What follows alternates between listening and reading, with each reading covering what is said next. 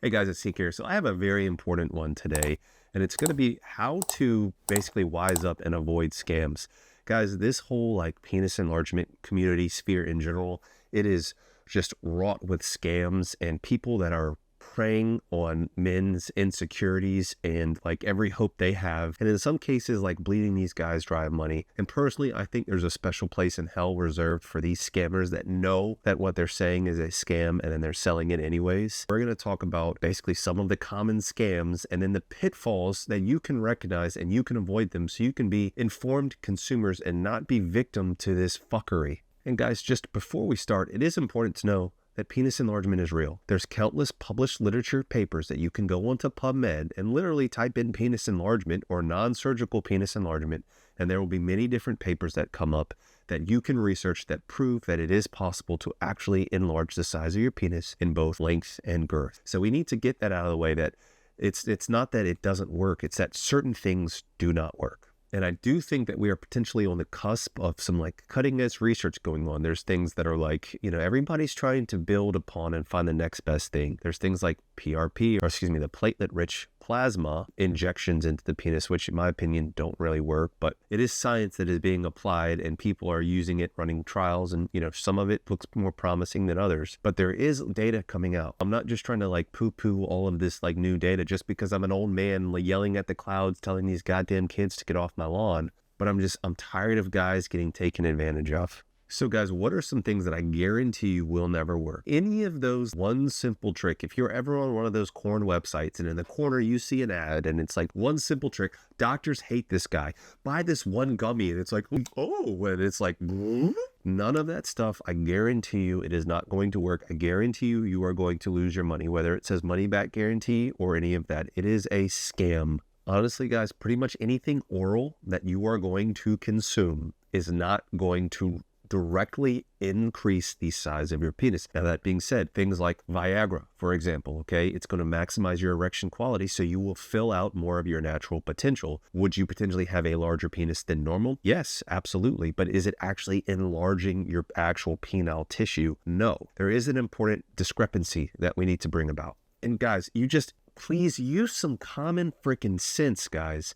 If something seems too good to be true, it is. So let's just even take enlargement, for example. Some of you all might be thinking, oh my God, that you can actually increase the size of your manhood. That's too good to be true. No, guys, it takes a lot of work. It takes a lot of dedication. It's kind of like telling somebody like, oh yeah, in a year you could put on 15 pounds of lean mass. It's like, yeah, it's possible, but it's going to take dedication. It's going to take diet. It's going to take training. It's going to take sleep, and potentially even supplements like protein in order to make it happen. It is the same thing with PE in the sense that it's going to take consistent training. It's going to take dedication. In my opinion, it's going to take at least like a citrulline-based supplement to help keep your tissue healthy. It's going to take those things. It's too good to be true in the sense that like, yeah, it actually does work, but it's not too good to be true in the sense that, in my opinion, in a year, your goal should be in 1/2 inch in length and 1/4 inch in girth. Okay. For some people off the bat, that's not going to be worth it for them to put in a year's worth of time and to make those gains. I think it's also reasonable, it's not unreasonable that you could actually gain up to 1 inch in a year in length. But even that, guys, that's less than 1/10 of an inch per month. That is not that much. So it's hard work to get the gains that you actually want. So if any product, guys, is saying, I can guarantee you 4 inches in 4 weeks, I can guarantee you 1 inch in 90 days, in my opinion, that's too good to be true, and it needs to be heavily vetted. Now, it doesn't mean it's not true. It just means it needs to be looked at with an extremely critical eye and actually look and see what is the actual evidence that actually supports this. Is there any tangible evidence? Are there any actually measured before and after? Are these in the pump gains? Or are these out of the pump gains? Is this stretched penile length, or is this actual erect gains? You really need to be careful because people are tricksy and false, like Gollum would say. And then you need to think, guys, does it actually make sense? And we're going to get back to that point. Does it actually make sense? What evidence are they using? Some people use just crappy evidence. I'm going to make a point to hopefully not mention any names of any brands, but there's a brand that had a picture of the lady using her neck stretched and said, haha, see, enlargement is possible, and if you choose our company, you can do it too. And I had to, I think I politely said, like, you're an idiot. This is stupid to actually have this data, because once again, guys, when you use that picture of the lady and stretching her neck, it's not that her neck is getting longer. It's that her collarbone, her clavicle is getting pushed down further. Like on this x-ray here, where you can see that the actual structure of her cervical spine is the same. So people that are using that as like, oh, guys, use my course, okay, whatever it may be. And you look on there and they're like, oh, see, proof of concept. Derek, more plates for dates, trustable guy. I mean, he's the one who got me into this whole thing in the first place. He used that as evidence. And then the good looking loser has that on his webpage. And then, like I said, even one of these more recent, PE companies that sells equipment has that on their main research page. I'm just like, Jesus Christ, like, how can you trust what they're saying if this is on their main page? And then the other thing with data, guys, is you actually have to look if the data makes sense, okay? So for example, if a company is selling a penile pump, but they, on their research platform, say, here's a paper showing that non-surgical enlargement works. And they're saying, haha, see, proof, evidence. But then if you actually read the paper, the non-surgical enlargement is all about extenders. So they're basically saying that, yes, it is, here's proof of concept, but it's not even the concept they're using. To me, that's a poor use of data to actually get to the point that they're trying to make. By now, many of you guys know I actually sell an online course, but in my course, I actually quote all of the applicable literature that's responsible for basically mechanotransduction, guys, or basically actually like mechanical stretching of the tissue leading to actual penile elongation. I include data that includes both pumping data, and I include data that includes largely extender data, but it's still traction that is applicable to manual stretches, which actually leads to proven penile growth. Just don't be fooled by guys that, they put up some stupid ass link to PubMed and then just like, oh, see, here it is. And then don't give actually, this is how my product works. This is why I chose this setting. This is why I chose this pressure. I think that if you are going to be trusting somebody to give advice, for example, when I give my pumping guidelines, yes, it's largely based on rat data or other published like penile pumping studies, but I actually have a number that I recommend as far as what is a safe pumping pressure, and I can point to the literature that actually supports that. It might be limited, guys, but I actually have supportive like literature. So many platforms, so many people don't use actual medical literature to support their claims, and they use either this expert fallacy, where I'm an expert, listen to me, or they misinterpret the data or just bend it to their will, or just use fancy flowery language to make you think that they're really smart. So just be careful, guys. And guys, here is a big one here. Some of these people will say, here are my before and afters. Look, I've gained, let's just 4 inches. But then if you look, it's like literally like they're flaccid D in the before picture, and then in the after picture, it's their like erect D, like in a stretching device with a